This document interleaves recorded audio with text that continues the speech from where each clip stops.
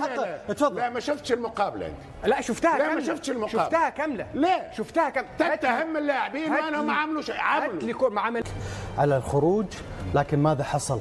لماذا شاهدنا هذا السيناريو لمنتخب تونس وخروجه من الدور الاول؟ والله ماذا حصل وأنه حصلت وصمة عار. أنا في آخر المقابلة حطوا ترتيب المجموعة. ربما ما تحسرتش عند نهاية المقابلة، وكنا حطوا الترتيب حسيت بوجاعة قوية. نقا جنوب أفريقيا 5 مالي 5 وجنوب أفريقيا 4 وناميبيا 4 تونس 2. وجاعة تونس اللي مشيت 6 مرات لكأس العالم. تونس لعبت بتكتيك لا وجود له لا في السند لا في الهند. 3-2-1 3 مقابلات. هذا الترتيب المالي في صدارة جنوب افريقيا يوجع. تأهلت مع تعادلها مع تونس، وناميبيا في المركز الثالث، تأهلت كأفضل ثالث، وتونس يوجع في المركز الرابع والاخير. ترتيب يوجع. احنا اخر القسم. بس وصمة عار فضيحة. سمعت جلال القادري قال لك جينا وعملنا تحذيرات كبيرة وعملنا ولكن شكون؟ احنا مو انتم. ماذا ولكن؟ بالطبع. انت يا فتحي تتكلم بصراحة ووضوح، ماذا ولكن؟ شو اللي سامحني خلينا نكلمك. فريق التونسي ريناه في 3 مقابلات. فريق الوطني التونسي 3 مقابلات على الميدان ما يوجعش المنافسين. اما الفريق الوطني التونسي وجع شعب كامل. كل مره نقول طحنا مع ناميبيا لا بالكشي، مع مالي هاي نقطه لا بالكشي، اليوم مع جنوب افريقيا 3. تهبلتونا بالامال والوعود اليوم ما رينا شيء. سامحني ما ريناش القليب. مانيش نحكي على القليب، مش نحكي على الوطنيه، مش نحكي على حد شيء. ما عندنا شيء باش نربحوا. ناميبيا راهو ناميبيا، راهي جنوب افريقيا، راهي مالي، راهو على 4 يتعداو 3 من مجموعتنا، تعداو 3. كان احنا روحنا. راهو مش عادي والله. نقول لك وصمة عار شويه، لانه فعلا التونسي وقت اللي تشوف الترتيب وتشوف 3 تعداو اليوم 2 مقابلات. تبعني نعطيك صوره للمواطن التونسي اليوم 2 مقابلات شوفوا كلها اصفار 0-0-0-0.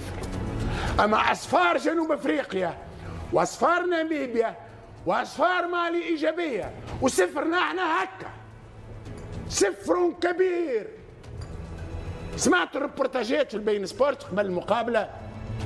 تونس كامله امام التلفاز، تونس كامله خرجوا بدري من العمل نتاعهم، خرجوا بكري من الخدمه نتاعهم.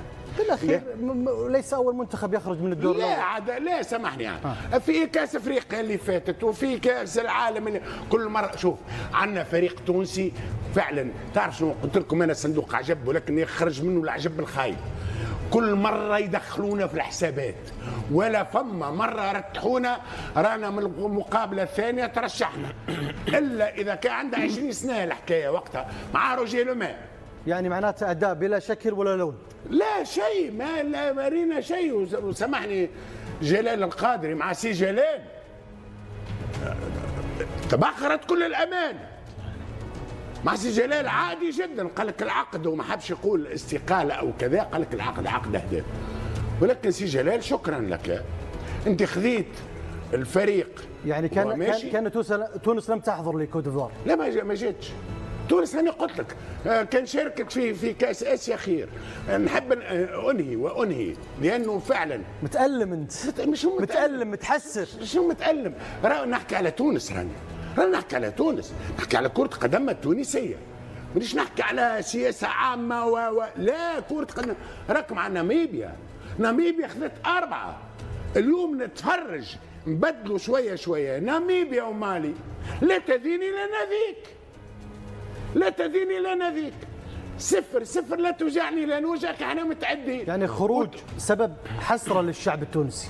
عندكش فكرة والله لا عندك فكره يا ابو محمد، والله لا عندك فكره. صحيح. الشعب التونسي يموت على الكوره، مهبول كوره.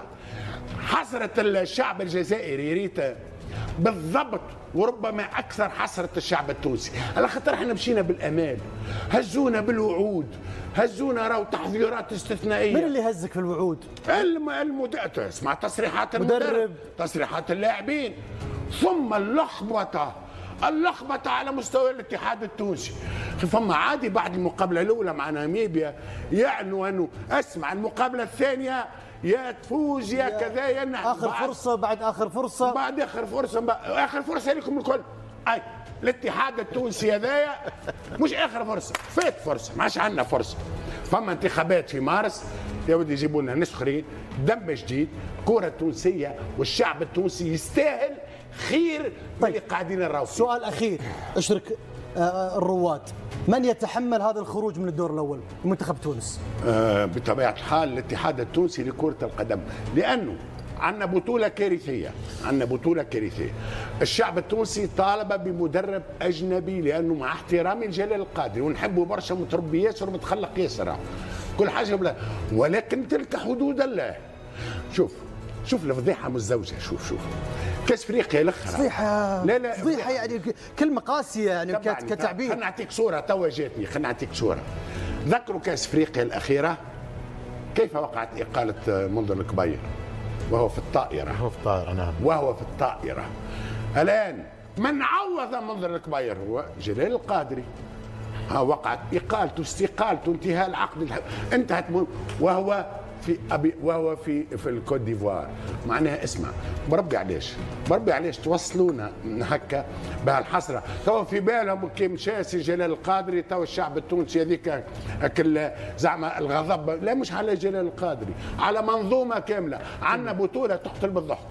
خليني وانهي لانه هذا موضوع. احنا مخلينك ومغدرين الرواد لان تونس من خرجت. شوف توجع الفريق التونسي، وجع الشعب التونسي، لكن مع الاسف ما وجعش المنافسين على الميدان. تفضل تريح. شكرا. تعقيب من تفضل. لا ما شفتش المقابله انت. لا شفتها كامله. ما شفتش المقابله. شفتها كامله. لا شفتها كامله. تتهم اللاعبين وانا ما عملوش. عملوا ما عملوش. لعبوا ما تلك حدود الله. صح. لا مش عايش صبر. لا مش دول اللعيبه. مقابله وديه ما هيش وديه. لا وديه. لا اقل من الوديه. اقل من الوديه. صبر ليه عاد. هات لي فرصه يا ولدي احكي اخرى يا عايش. يا فتحي معك على تونس يا عايش. 90 دقيقه. انا ما نمسش من وطنيه لا اللاعبين ولا المدرب ولا لا صابر. لعبوا اجراوا عملوا في الشوط الاول، لعبوا كذا ما يوجعوش منطقي. محاوله. هو راي صابر ان المباراه وديه. لا انت بتقول لي لعبوا، هات لي محاوله. هات لي محاوله في الشوط الاول. والكلمه تراجع فيها، كلمه اللي تقول لي ما نظنش كان عندهم حسره. لا ما نقبلش منك وانا تقول هكا. يا فتحي الملاعبيه تبكي وحاسين. يا فتحي تبقى تلك حدود الله، ما تقولش ما عندهمش حسره. بتخلي اللاعب كي تقول ما عندهمش حسره مش باين. طب اديني فرصه اتكلم. طيب عطى فرصه. هو من حقه ان الكلمه هو انت شككت في اللاعب. راجع فيها عايش. لانك تمس من وطنيه هو يقصد في الاداء. ما تاخدنيش في زاويه ثانيه يا فتحي. انت تاخدني، انا بتكلم على الرغبه والاصرار. هنا المغرب لو تتواصل هذه النتيجة سيكون هو الأول في المجموعة وزعيم المجموعة، رغم غياب المدرب نتاعو، رغم عقوبة المدرب نتاعو وليد الركراكي. ذكرت المدرب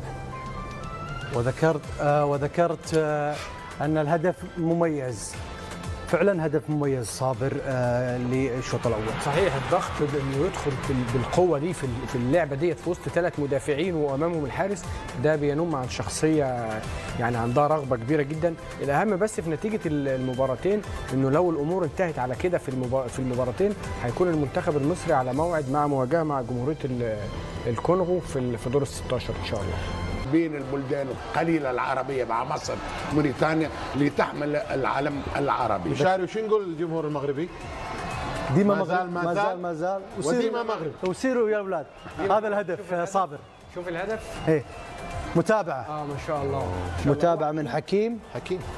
كانت الخطوره هي تشكيل أن الكرات تكون عرضيه جانبيه، شوف الرغبه وشوف الروح والاصرار انه يقتحم الكره ويسدد رغم انه في وسط 3 لعيبه. ده الفارق ما بينه وما بين ما حدث النهارده من المنتخب التونسي. الرغبه والاصرار دي هي اللي بتصنع الفارق لاي منتخب الحقيقه. نعم، سنعود لتونس لكن الهدف جميل وهذا ما يهم، وقد يكون انقاذ عبد الكريم لصاحبة الارض كوت ديفوار في مساله التاهل. انقاذ